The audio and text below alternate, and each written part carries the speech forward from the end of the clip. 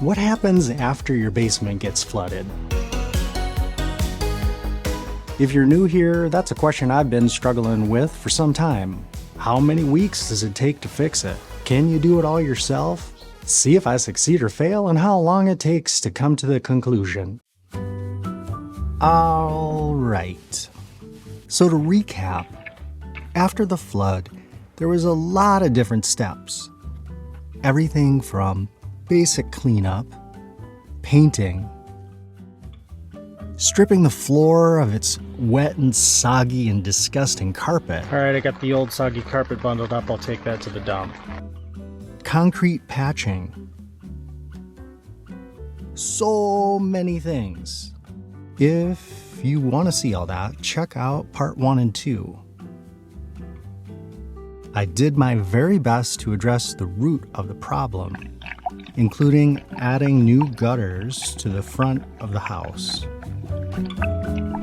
I also did some grading alongside the house where I think the water intrusion began. I even did some improvements, including adding this patching compound to the cracks in the window well outside the egress window. And on the inside, I did a flood cut on the wall where the water came in, and I applied a layer of hydraulic cement and then this rubber compound on top of it to act as a seal. And intentionally, I did this just where we had our living space, so that if any water came in, it would have a path to enter and to make its way down to the drain at the lowest point in the basement. Preparing the concrete floor was a big part of this job.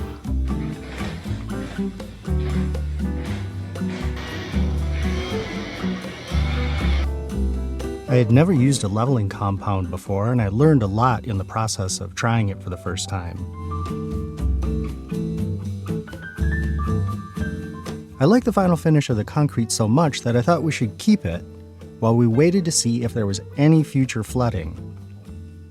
So I moved on to painting, leaving the flood cut in the drywall open. From the time of the flooding to that point was 8 weeks.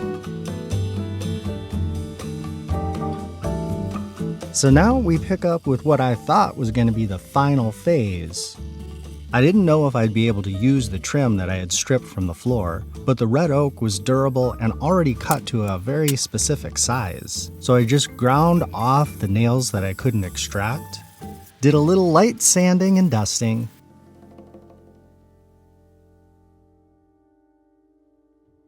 and put the trim boards back in place.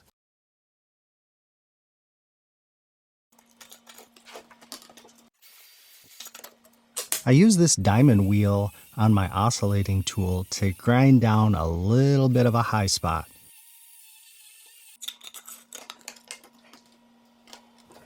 And voila! Now it may seem like I'm reasonably handy, and I think that I am, but you're about to see that drywall is where I need a little bit more experience. I've patched and screwed in the initial pieces into the wall where I had made that flood cut.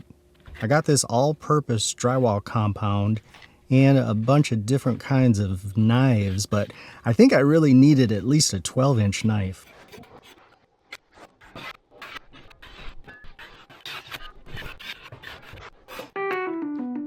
And then technique. I don't really have much technique here, and I have a deeper appreciation of what it takes to make a patch like this seem seamless. Here's where I think having the right size knife would make a big difference. And then the dust and dusting and the mess. All the different times you have to dust, it's a lot. It's messy. Oh yeah, and this thermal shot is an indication of how well I did patching in the hard foam insulation, and I think I did a pretty good job. Here's my third coat. I only have, I think, a 6-inch plastering blade there. More sanding.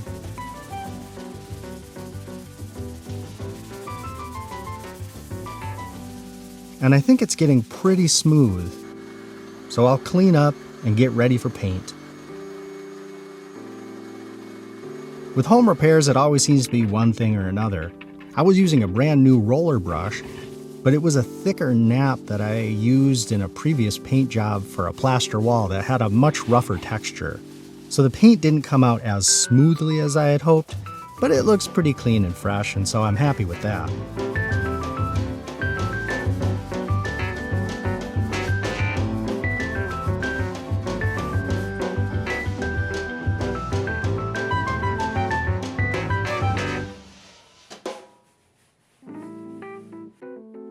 So after paint and touch-ups, I'm moving things back in.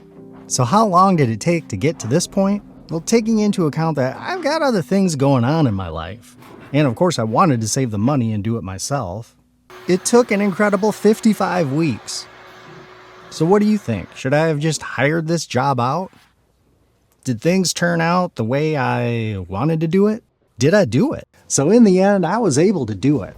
I did it myself, and I'm happy with the results. Each trade is its own specialty, and you can't master it in one project. Yes, it took a long time, but I think that it was worthwhile. Thanks for tuning in, and we'll see you on the next video.